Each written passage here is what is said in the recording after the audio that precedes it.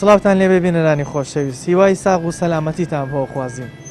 بەنامەی ئەم جارەمان تایبەت دەکەین بە باسی ڕاپەڕین. بزانین لە ساڵی 1991 کە خەڵک ڕاپەڕینی کرد و چەندین شەهیدیاندا، ئایا ئامانجەکانی ڕاپەڕین لە ئێستاە هاتوۆتە دی؟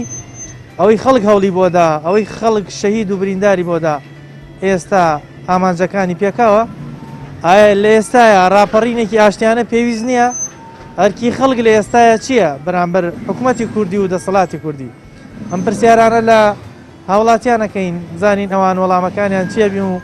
ئێوەش بینەری وەڵامەکانی هاوڵاتیان بن. 91 خەڵک ڕاپەڕینێکی کرد بۆ کۆمەڵی ئامانج، پێ دوایە ئامانجانە هاتوونەتە دی؟ ناوەڵا ناتوونەتە دی بەتەواتی. خەڵک وەختە غەڵەتێکی گەورەی کرد کە ڕاپەڕینی کرد. وڵام من پێم وایە وەکو پێویستە هیچ نهاتووەتە دی. ئامانجەکان جارێ ئەوە هاتووەتە دی کە ئەم کیانەی خۆمانەیە و ساحەبی ئەم حکومەتە هەرێمەین کە هەرەڵێ ساوایە. شەڵار نەیان کردە. نەخێر قوربان نهاتووەتە دی. هیچی نهاتووەتە دی. بۆ جبێک هاتە دی، بەس بۆ زۆرینەی نەهاتووەتە دی.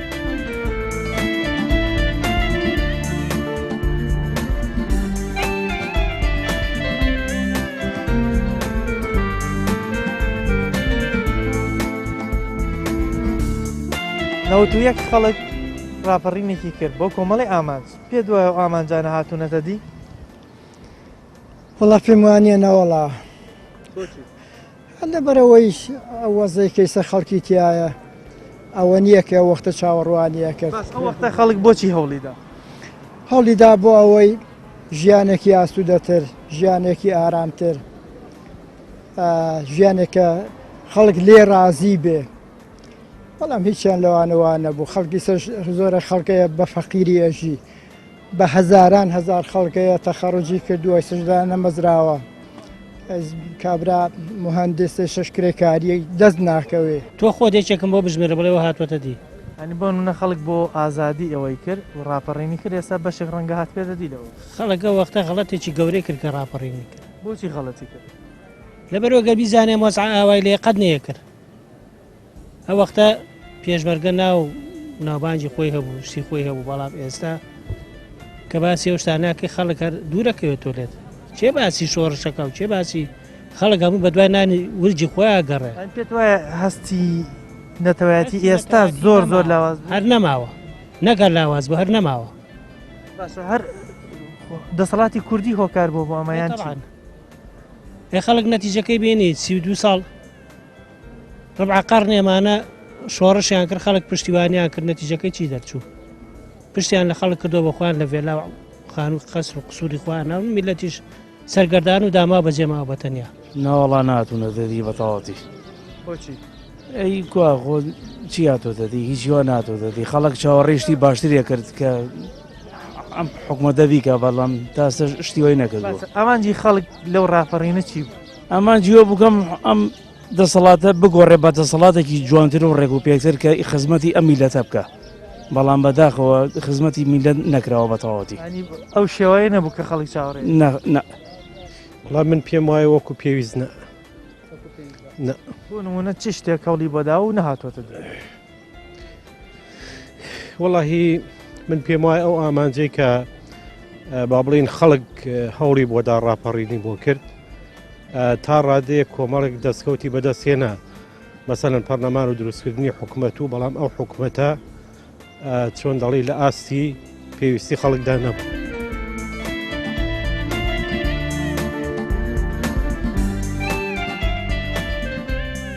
وەڵای هیچ هەدەبێ نهاتوۆتە دی. هەموو بەربوومەکەی بۆ خۆیانە و خۆیانەی قۆزنەوە، چونکە ڕۆڵەی فەقیرۆژار ڕاپەڕینی کرد، ڕۆڵەی فەقیرۆژار ماندوو بوو، ڕۆڵەی فەقیرۆژار کوژرا شەهید کرا. ئێستا هەموو بەربوومەکەی بۆ خۆیانە و هیچ چاکسازیە لە وڵاتەکە لە کوردستانە نەکراوە. و خەڵک ئەو کاتە هەوڵی بۆ چ شتێکەدا؟ ئەو ئامانجەی کە هەی بوو هەدەفە سەرەکیەکان چی بوو؟ هەدەفە سەرەکیەکان ئەوە بوو خەڵک هەوڵی بوو ئەوە کە بەسەر بەخۆیی و بە ڕێکوپێکی بژی و لە ژێردەسەیی دەرچێت، لە ژێردەسەیی حکوومەتی باز دەرچێت و زوڵم و ستەم و غیانەت کاکرا بەسەر میلەتی کووردا کۆتایی پێبێت باشە بەڵام ئێستا ئەمانە نهاتونەتە دی کەمێک هاتۆتە دی ئەوانەی کە هاتۆتە دی چییە؟ من گەنجێ بووم لە زمانەی حکوومەتی باسا نەمەتوانی بەبێ هەوێ بسوڕێمەوە نەمەتوانی تۆزێ ڕیژ بێڵمەوە نەمەتوانی قاتێکی ڕەش لە بەرکەم نەمەتوانی قاتێکی خاکی لە بەرکەم چونکە لە بازار ئایانگرتی ئەمبردی یانخسی لە بەندیخانەکانەوە سزایان نایت و عەزێتیان نایت و تووشی ئاشکەنجە و ئازاریان نەکردی خەڵک کۆمەڵی ئامانجی هەبوو لەو ڕاپەڕینە باسی هیچێک بۆ من مەکە هەمووی درۆیە پێ دوایە ڕاپەڕینەکە ئامانجەکان هاتۆتە دی نەوەڵڵا هیچ نهاتۆتە دی بۆ نمونە خەڵک هەوڵی بۆچی داوە ئێستا نهاتۆتە معاشەکان برین تەواو هیچ مامە دەسەوە نەما ئەوەی کە شاشمان بوو خواردمان ینی خەڵک ئامانجەکەی نەپێکە نەوەڵڵا بەچی بپێچێ خەڵک خۆی هۆکار بوو بۆ ئەمە یاخود دەسەڵاتی ترە چەپڵەمان لیا چەپڵەمانە چەپڵەکەش بەدڵمان نەبوو خۆمان چەپڵەمان لیا چەپڵەکەشمان بەدڵ نەبوو نەوەڵی هیچی نهاتۆتە دی خراپتر بووە باش خەڵک هەوڵی بۆچی دا ینی ئەو ڕاپەڕینەی بۆچی بۆی ئازادی و سربەخۆیی و خۆشگوزەرانی بەڵام ئێستا نهاتۆتە دی ئەو ئازادی و خۆشبەختی نەوەڵە خۆزگە بەجارە نەخوازە ئێستا خەڵک با هیچ شوێ نهاتۆتە ناوەڵە بۆچی ینی ئێستا خەڵک لە چی بێزار ئاواتی هاتۆتە دی چی ئاواتێکی بە چی دڵێکی خۆش چگان جاگلام ڕۆژە دڵی خۆشە ینی خەڵکی کوردستان لە ئێستاە دڵیان خۆش نییە بۆ ڕاپەڕینی کە کردیان ناوەڵە شەڵار نەیان کردا کوڕی فەقیریشاندا بەکوشت لە ساڵی 91 خەڵک کۆمەڵی ئامانجی هەبوو هەوڵیدا بۆ ڕاپەڕین پێت وای ئامانجەکان هاتوونەتە دی ئامانجەکان جارێ ئەوە هاتووەتە دی کە ئەم کیانەی خۆمانەیە و ساحەبی ئەم حکومەتە هەرێمەین کە هەر ئەڵێ ساوایە ئایا تا 29 ساڵ 27 ساڵ هەر ساوایە کەی ئەو ساوایەتی ئەپەڕێنێت ئەو ساوایە وەڵاهی بەڕێی من تا حیزب حیزبایەتی و عەشایر و بنەماڵەی هەبێ قەت تێ ناپەڕی ئێمە ئەبێ خۆمان پشت بە خۆمان قایم بکەین نەک بە بێگانە ئەوەی خزمەت بە بێچووی گورکە کە گەورە بوو دەزڕێ وەرگی شتێکی تیا بوو کە خەڵک هەوڵی بۆدا بەڵام ئێستا نهاتووە یەکیان من خۆم کە بەشداریم کردووە لە ساڵی 91 لەو ناوەڕاستیسەرا هاوڕێی خۆم شەهید بۆ دراو سێژمان بۆ بەڵێ شەهید دڵشاد لەوێ زابتێکی عەرەب هەمویان یەک قماشن ئەی بڕن ئەی دوورن هەر هەموو وەتەنی عەرەبی ژەڵێم بەم عێراقیا فاشیلەی کە ئێستەیش حکومەتیان تەشکینەوە ئەو وەزەکەیانە هەر هەمویان دوژمنی هەر چوارپارچەی کوردستان نەک ئەم هەرێمە ئێمە ئەم هەرێمەمانەیە ئەبێ وەک گلێنەی چاومان بیپارێزین تێگەی ئەبێ شانازی بکەین کە ئەم کیانەی خۆیان من بەس بۆ بەرپرسانی کورد ئەوە ئەڵێم خۆیان پشت بە خۆیان بپرسن باوەڕ بە دوژمن نەکەن دوژمن هەر دوژمنە یەکشتی ژێڵێ ئەوەی بۆ بەرزی وەتەن تێکۆشێ لیباسی فەخری تاریخە پۆشێ ئەوەی گەندەڵ و دز و خائین بێ میلەت سەرنجام ئەڵێ با بڕوا بەڵا لێیکەوێ سەرکردە ئەبێ وەک شێخ سەعیدی پیران بێ وەک دکتۆر عەبدوڕەحمانی قاسملوو بێ وەک شەرەفکەندی بێ وەک شێخ سەعیدی پیران بێ وەک کاک نەوشیروان بێ نەخێر قوربان نهاتۆتە دی نەوەڵا ئەوەی کە جەماوەر و میلە دەویست نەهاتۆتە دی خەڵک هەوڵی بۆچی دا خەڵک قەیناکە هەوڵی بۆ ئازادیە ئازادی هەیە بەس ئازادی ژیان هەبریتینە لە ئازادی ئەی نان ئەی مەعیشەت ئەی برسێتی ئەی ژیان خۆ ئازادی چییە؟ چۆلەکەی بۆ ئاسمانەوە ئازادە ئەڕوا ئەیگە برسی بێ ئازادی شەر نییە. مەسەڵەن لە 91 خەڵک هەوڵی بۆ کۆمەڵی ئامانجدا و ڕاپەڕینی ئەنجامدا شەهیدیدا برینداریدا ئەو ئامانجانە وەکو خۆی هاتوونەتە دی بەڕایتۆ وڵای هەنێکی کەمی هاتوۆتە دی زۆری نهاتۆتە دی بۆ نمونە ئەو شتانی کە نەهاتوە دی و خەڵک هەوڵی بۆدا ئازادی نییە بەڕاستی ناوەڵا بڵێ تا ڕادەیەک هەیە لە هەنێشن بەڵام ئازادی ڕاستەقینە نی هیچی نهاتۆتە دی بۆچی ینی بۆ نمونە خەوڵی بۆچی داوە ئێستا نهاتوۆتە دی وڵای هەوڵیە بۆچێ ئەم وڵاتە چاک بێ ئەم وڵاتە لەژێر ڕژێم دەرچێ و بەڵام هیچی ئەسلی نەبوو وان نەبوو دەرنەچوو بیلەتە خراپتر بوو باشتر نەبووە وەزی خەڵک خراپترە زۆر خراپتری شێز هەموو یەڵە سەد شکر بە ساڵی هەشتاکان نەوەڵا هیچی نهاتوۆتە دی بۆ وەجبێ کاتە دی بەس بۆ زۆرینەی نەهاتێتە دی وەجبەکە مەبەستی کێ ئەوانەی کە مەسەلەن مستەفیدن ئەوانەی کە زڵوفەکەیان قۆستۆتەوە بۆ خۆیان ئەگینا بۆ خەڵکانێکی عام نهاتوۆتە دی ناوەڵا ئەمەزانە نهاتوێتە دی نهاتوە شتێکی نهاتوۆتە دی خەڵک هەوڵی بۆچی داوە کە نهاتوە دی هەڵە خەولیەوە کە ئازاد بێت کە عەدالەت بێت کە مافی پێشێل نەکرێت ئازادە نەخسە بکات معاشی لەکەتی خۆیان بدرێتی ئەو شتانە نهاتووە پێت وایە ئێستا ئەوان نهاتنەدی ناتوە دەدی یەکەم لە ڕووی ئەو ڕژێمەوە کە نەجاتمان بوو تێگەی خەڵک بە ئازادێژی تێگەی ئەتر لەبارەی چیترەوە بۆ نمونە ئێستا هەندێکە بینین ئەوەندە بێزارە لە خۆی ئەنی ئەو ڕژێمەی بەعز کە خەڵکی میابارانە کرد خەڵکی ئەنفالەکە خەڵکی داپلۆسان خەڵکێک کە بە جلی ڕەنگە جلێکە باتە دەرەی کوشت ئەنی هەیە ئێستا کە قسەی لەگەڵاکەی هزار خۆزگە بوو کاتە خوازێت هۆکارچی ئەم بێزاریە ینی بەڕادەیەک بۆ ئاوات بە ڕژێمێکی داپلۆسێنەری وەکو بەعز بخوازێت وڵای لەواتچەوە کەسە خۆی کێشەیەکی بێ مشکلەیەکی هەبێ تێگەی ئەتر بڵێم چی ئەو کابرا لەواچی خۆی بێزار بێ لە ژیانی خۆی یەگەی هەموو کەسێ بە پێی توانە و هێنی خۆی کێشە و مەشاکیلی هەیە وانێت لەو ڕۆداچێ بیخاتە سەر ئەو قەزیەیە بکە بڵێ ئەوە بێنێتە پێشەوە پێت وایە لە ئێستاە ئەو کەسانی کە ڕاپەڕینیان کردیان با بڵێن کەسانی کە پێشڕەوی ڕاپەڕین بوون لەگەڵ ئەو خەڵکی کە ڕاپەڕینەکەیە کرد ژیانیان وەکو یەک وایە هەمویان لێک ئاستان جیاوازی نییە دادپەروەری هەیە دادگاکان سەر بەخۆن ینی ئەم شتانی کە لە ئێستا لە دەسەڵاتی کوردیا هەیە هەمووی بە یەکسانیە فەرق و جیاوازی هەیە خۆ نییە بڵێ ئینسانەکان هەمووی وەکو یەک بژی هەمووی وەکو یەک بەڕەفات بژی هەچ کەسێک بە پێی توانە و ئیمکانێتی خۆی تێگەی هەیە خۆشەژی هەیە نانی ئێوارەی نییە بیخوا بۆ کارچی ئەم ئاز باڵێن جیاوازی هەیە کەسێک لە ئاستێکی بەرسەر خەڵکێکی وەکو خۆ دەڵێ نان نییە بیخۆ ئەم جیاوازی زۆرە بوو ئەسانی چۆنە تۆ شەر نییە هەموو کەسێک و یەک بژی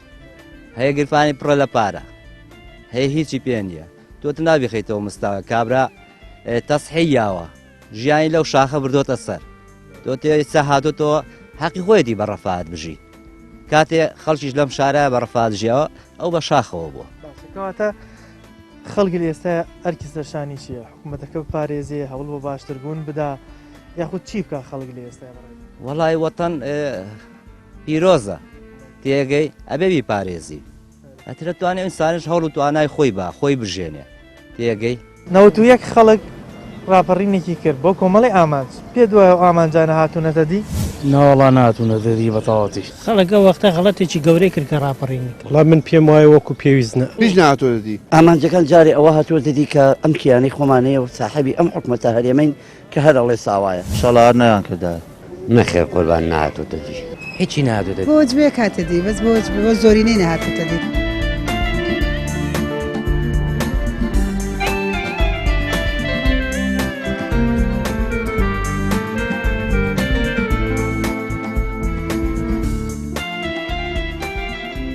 بۆچی خەڵک بۆ نمونە هەندێکیە بینین کە لە ڕاستیان ڕەنگە باشیش نەبێ ئاوات بە ڕژێمی بەعسە خوازی ئاوات بە سەدامە خوازیە کە خەڵکی ئەنفال کرد خەڵکی کیمیاباران کرد بۆ ئەوە بزانانی وەڵەکە چۆنەوانە خەڵک ڕاکا بۆ خارج بۆ خەڵک موچەی نییە نەود نییە غاز نییە هیچتێ نییە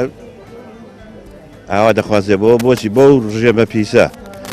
هیوای هەڵێ حەزەکەم قەبرەکەی لەکوێ بچم بیبینم خەڵک حەزی لە ژیانە ژیان معنەکانی ئەوە نییە کە ئێستا هەیە ڕۆژێ بێ ئاوی بێ کارەبایی بێ غازی بێ بانزینی سوزانم نەخۆشی جۆرا جۆر ئەنوایشت لە وڵات کە هیچی کۆنتترۆل نییە هیچ کەس نییە خۆی بە بەرپرسی ڕاستەخی نەبزانێت لە بەرامبەریەوە خەڵکیش وڵی خەڵک بۆیە بێزار بووە خەڵکە ئەو مەعاشەیە ئەوە وەرەگرێ خەڵک بەڕاستی چاوەڕێشتی باشتریە کرد خەڵک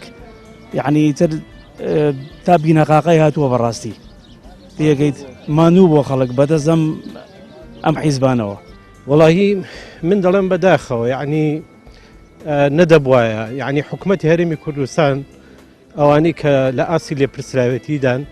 نەدەبواە بۆ شێوازە ئیش بکەن کە خەڵک خۆزگا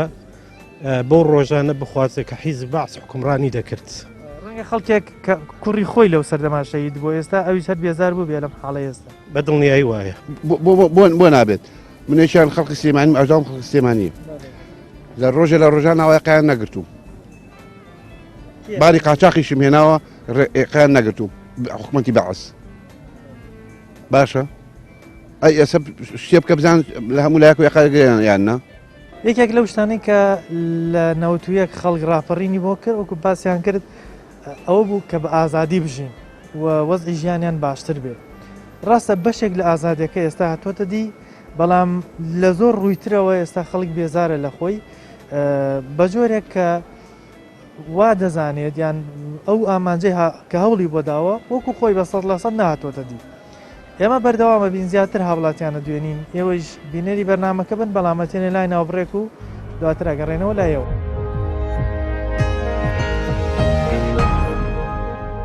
لە دوای ناوبڕەکەەوە سڵاوتان لێبێت. دەمەوێت لە هاوڵاتیان بپرسم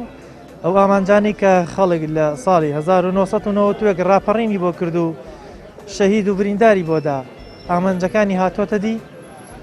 بۆچی خەڵکێکە بینی ئێستا ئەوەندە بێزارە کە ئاوات بە ڕژێمێکی داپلۆسێنەری وەکو باسە خوازێت. ئایا ئەرکی سەرشانی خەڵک لە ئێستاە چییە؟ ئایا ڕاپەڕینی ئاشتیانە لە ئێستاە پێویست نییە تاوکو دەسەڵاتی کوردی باشتر مامەڵە لەگەڵ خەڵک و لەگەڵ بژێوی ژیانی خەڵکا بکات؟ لەگەڵ مانابن ئەم پرسیارانە لە هاوڵاتیانەکەی. ئەوەی کە ئێستا بینین هەندێک لە خەڵک سەرڕایەوەی کە حیزبی بەعز سەدام ئەنفالی کرد، کیمیابارانی کرد،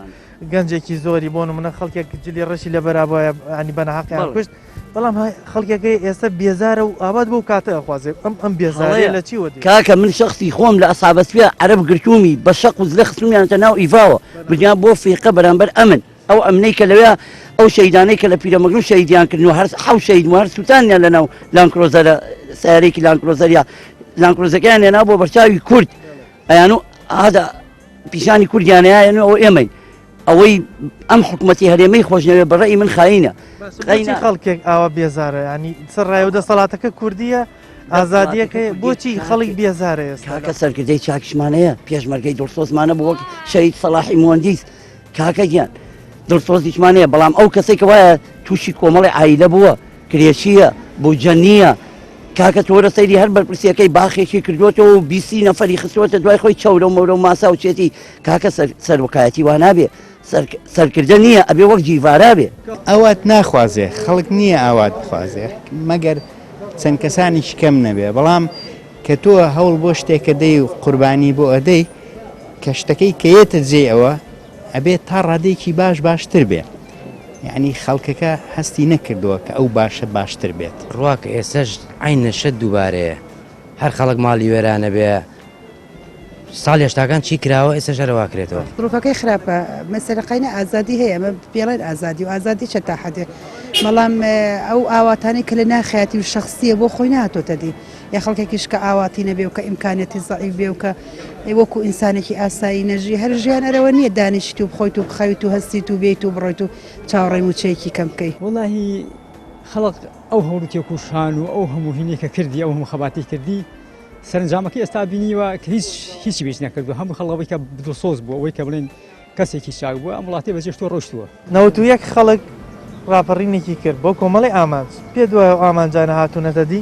ناوەڵا ناتوونەتە دی بەتەواتی خەڵکە وەختە غەڵەتێکی گەورەی کرد کە ڕاپەڕینی کرد. وڵام من پێم وایە وەکو پێویستە هیچ نهاتوۆتە دی. ئامانجەکان جارێ ئەوە هاتوۆتە دی کە ئەم کیانەی خۆمانەیە و ساحەبی ئەم حکوومەتە هەرێمەین کە هەر ئەڵێ ساوایە شەڵار نەیان کردار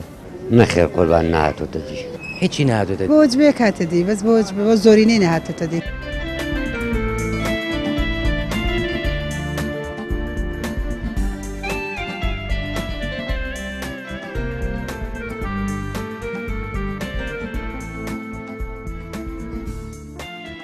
ئێستا وەکو خەڵک ئەرکی چییە؟ ئەو کاتی خۆی ئەرکی ئەوە بۆ ڕاپەڕین بکە ئێستا ئەرکی چییە؟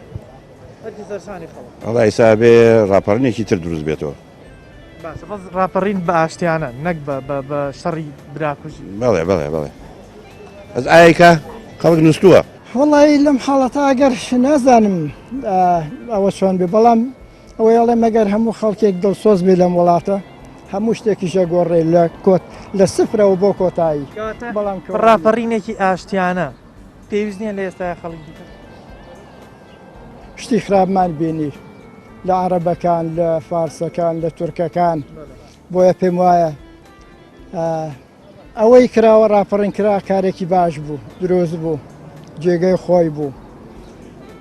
من ئەڵێم چاک بکرێ ئەوەی کە هەیە چاک بکرێ. ئەرکی سەرشانی خەڵکەوەیە کە بەخۆیە بچێتەوە کە دەسەڵاتێکی باشتر بێنێتە بەرهەم بۆ ئەم میلەتە. بە چ جۆرە ینی بە ئاشتی بەچی باشتی باشترە باشتی باشترە لەبەرەوەی کە ئاشتی هەموو شتێ چارە سەرەکرێ و ئەو شتانە بۆی شەڕی براکوژی جارێکتر دروست نەبێت دروست نەبێتەوە بەڵێ چونکە لەو بینیشە هەر دیسان خەڵگە بێتە قوربانی هەر دیسان کوڕی خەڵکە ئەبێتەوە قوربانی لەبەرەوە بە ئاشتی بکرێت هەر باشتی باشترە و ئەو شتانە باشتی چارە سەرەکرێت.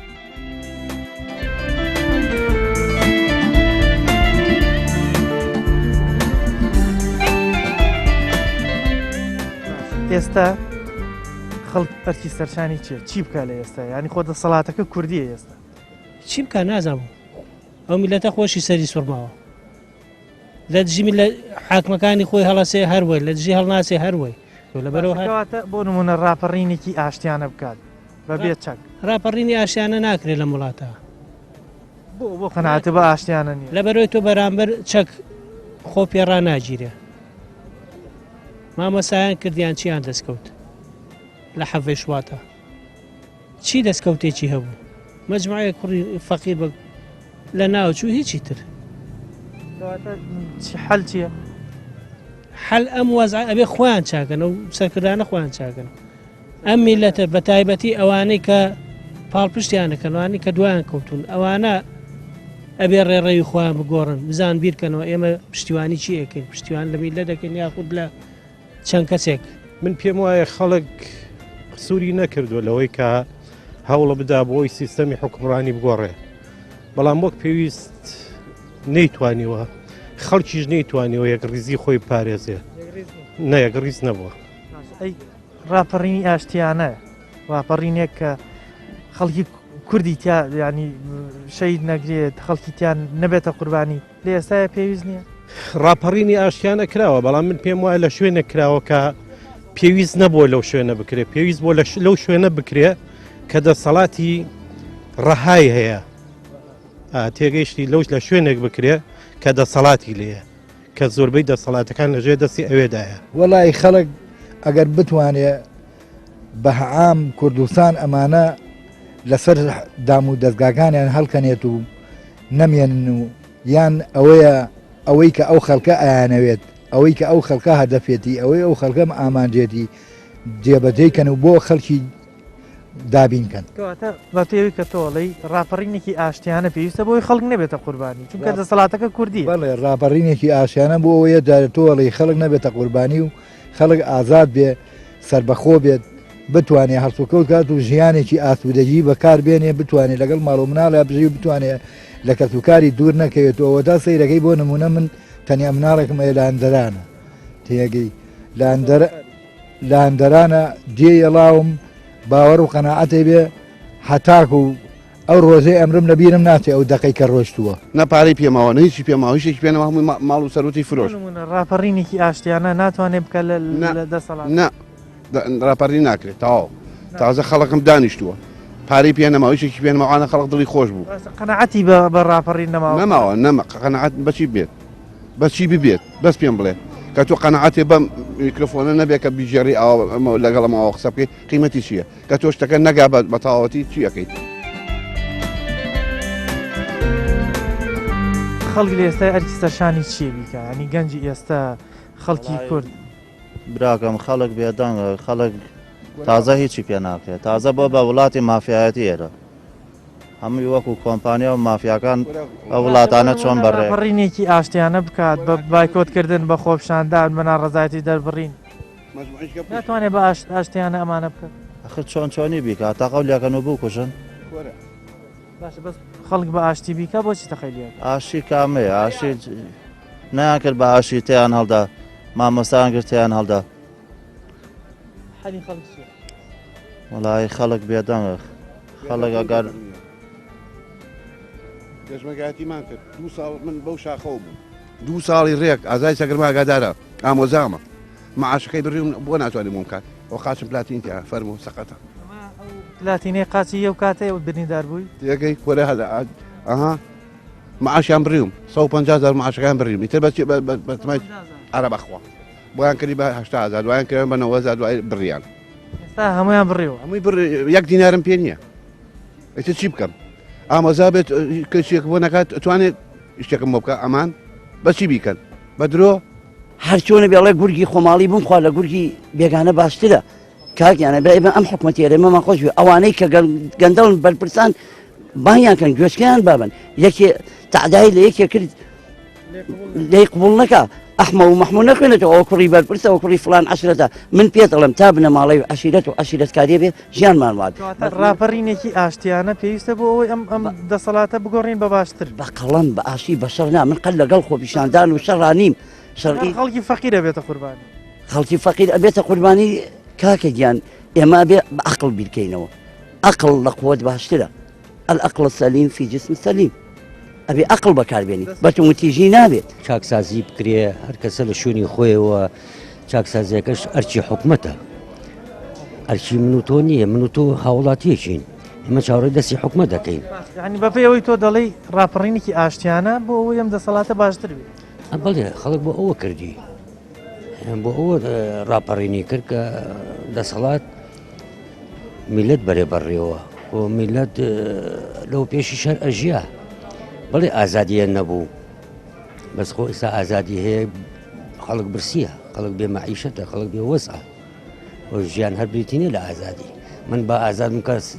سکم برسی بێ و دینارێ لە گیرفانمانە بێ و ماڵوم ناڵچاوڕێ دەستی من کە ئازادی چییە؟ کەواتە لە ئێستا خەڵک ئەرکی سەرشانی چێ وەڵی نازانم هەر کەسە خۆی وڕێی خۆی هەیە ئەڵێ سەبر بگرین هەیە ئەڵێ شتی تر بکەین بەس ئەمە ئەم شتانە بە قسەی من و تۆ نابێ ئەنی مێژوو خۆی چارەسەریەکە سەر ڕاپەڕینی ئاشتیانە بۆ خەڵک پێویست نییە بیکە بە ئاشتی بەبێ ئەوەی قوربانە بەڵێ بەڵام تۆ ناوی ئەنەی ڕاپەڕینی شکە ناوێنێ خۆپشاندانی چکەڵێ دەبەست لە ماڵە دانیشم کڵاوم بانەی بە تر هەریەکە و بە پێی هینی خۆی بە قوربان دەسەڵات چیە لێرە دەسەڵات ئەوەیە کە تۆ شتە باشەکان بۆ خەڵک بکرێ کە تۆ خەڵک چاوی هەیە و ئەقلیە کە سەرەکە هیچی باش نەکراوە خەڵک ناڕازیە و تەواو کەواتە خەڵک چی بکات ئێستا ینی ئەرکی سەرشانی خەڵکەکە چی وڵاتە بێ هەموو ئینسانەکان هەوڵ بە وەزعەکە باشکە خراپی نەکات چۆن ئێستا بۆ نمونە بە ڕاپەڕینی ئاشتیانە بیکا بە ناڕەزایەتی بیکا بە باک بەچی ئەکریا تا توانێت شت باشتی باشەکە کە شت کە خوێنی تێکە هیچ تامیکی تیانامێن خوێنی هەر کەسێک زۆر زۆر قورسە ئای تەبعاً تۆ خۆت دەرزێ لە خۆ دێ ئازارە هەیە لەوەرە خوێنێک شلێ بێ کەواتە چی بکە خەڵک هەتا توانێت خۆپیشاندانی مەدەنی بکە ئەوانە هەمی شتێکی عادیە هیچ حلێکی نیە شتێک نییە بڵێ وڵا چارەسەرێکی ئەوە کرێ پێتوانیە ڕاپەڕینی ئاشتیانی پێویستە وڵی بچی بڕۆ ناکەم بۆش حلوێ خەڵکەوەی کە داوایەکان نییە داوای هەر شتێکی داوای ئاوەکەی داوای کارەباکەی داوای ئیشەکەی داوای ژیانێکەکەی هیچ شتێ نیە و عالەمە سا ڕۆی بۆ ئەوروپایە هەموو لەو ڕێگاتی ئاچێ ئەگە وڵاتەی خۆمە خۆش بێ خەڵکە ڕا بە ئەوروپا بەچی چاکەوێ ئەمە هیچ شتێک چاری ناکە بەخۆ ئیلا ڕاپەڕێنی سەرتاسەری باشە بەڵام ڕاپەڕین ئەگەر بە شەڕ بێ ئەوە قوربانی لەکەوێتەوە باشە کەواتە بە ئاشتی بە ئاشتیە بێ بکرێ بەڵامەمانش بە ئاشتیش نایکەن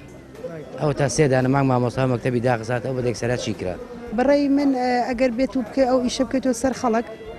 پێویستی بە نظامێکی باشترە پێویستی بە گۆڕانکاریەکە لە حکومەتە پێشترە بێ حکومت بیگۆڕە اینجا خەڵکەکە فکرەکانی خۆی بگۆڕێ کەواتە ڕاپەڕینێکی ئاشتیانە پێویست نیە لە ئێستا ڕاپەڕێنی ئاشتیانە زۆر پێویستە بەڵام پێشتر ئەبێ بەرنامەی بۆ دابنرێ حکومەتێکی زۆر باشتر دروست بکرێ بە فکرە اینجا بە تەطبیق بکرێ وڵی خەڵک چی بکات ئێستا ینی بەڕاستی ڕاستکردنەوەی خەڵک چۆن نەکرێ بەس شێوەیەکرێت بۆ نمونە خۆپشاندانی ئاشتیانە پێویست نییە ڕاپەڕینێکی ئاشتیانە پێویست نییە لەسەر خەڵک وڵی شت زۆر کراوە بەڵام تا ئێستا هیچ نەتیجێشی نەبوو ینی چەندان جار ڕاپەڕین کرا و بەهێم نانەکرا و بەڵام دوایی نتیجەکەی بووە بە پێکدان و خەڵک بریندار بوو خەڵک کوژرا و حەلی وەزەکە چییە ئەنی بە ڕای تۆ چارەسەر چییە چۆن ئەم دەسەڵاتە باشترە بێت ئەم دەسەڵاتە ئەوانەی کە دەسەڵاتیان بەدەستەوەیە کەسانێکن بیر لەم شتانە ناکەن و بیر لە کۆمەلگا ناشناوە خەڵخەوانی بزان وەزی خەڵکیەوە ئەو خۆی بەس تەنها بێ ئاگایە یعنی خۆی تێرە ئەتر مناڵی خۆی لە ئەوروپایە کەس و کاری خۆی هەفلایڤژی پارەی چاکی لەبەر دەستا ئیتر بۆ کەسێک کاسە ینی لەناو کۆمەلگا نییە ینی ئاگای شتێ نییە ئەوەی کە بینیتان ڕای هەوڵاتیان بوو لەسەر ئامانجەکانی ڕاپەڕین وەکو باسییانە کرد زۆر بەیان پێیان وا بوو ئامانجەکان هەمووی وەکو خۆی نهاتوە دەدی ڕەنگە چەند خاڵێک لەوانی کە هەوڵیان بۆ داهاتوەتە دی بەڵام زۆرینەی ئەوەی کە خەڵک بە دوایە گەڕا یان خەڵک شەهید و برینداری بۆدا نهاتوەتە دی ئەو جیاوازی کە ئێستا لە ژیانی بەرپرسەکان هەیە لەگەڵ خەڵکی ئاسایی یەکێکە لەو شتانەی کە خەڵکی بێزار کردووە لە ئەم دەسەڵاتە کوردی ئێستا کە هەیە هەرکی سەرشانی خەڵکی لە ئێستاە ئەوەیە بتوانێت باشتیانە بەبێ ئەوەی خوێنی کەس بڕژێت ناڕزایەتی خۆی دەربڕێت خۆپشاندان بکە بایکۆت بکە تاوەکو بتوانێت ئەو ئامانجانەی کە هەوڵی بۆدا ئامانجەکانی بهێنێتە دی چونکە ئامانجی ڕاپەڕین ژیانێکی شایستە و ئازادێکی تەواوەتی بوو بۆ ئەوەی خەڵکی ئەو کاتە لە ژێر دەستی ڕژێن بە ئازڕزگاری بێ و دەسەڵاتێکی کوردی باش لەگەڵیان مامەڵە بکات ئاواتی سەلامەتی بۆ هەموو لایەکتان نەخوازیین تا بەرنامەیەکی تر و تەوەرێکی تر بەخوای گەورەتان سپێرم خواتان لەگەڵ